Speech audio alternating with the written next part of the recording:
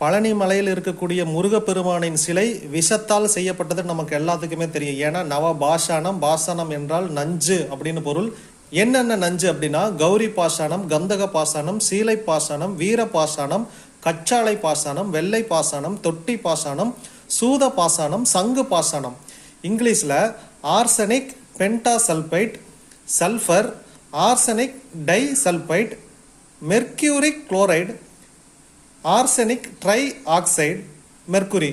3 கலவையோட பேர் நமக்கு இன்ன வரைக்கும் தெரியல. அவர் என்ன காம்பினேஷனில் போட்டாருன்னு நம்மளால கண்டுபிடிக்க முடியல.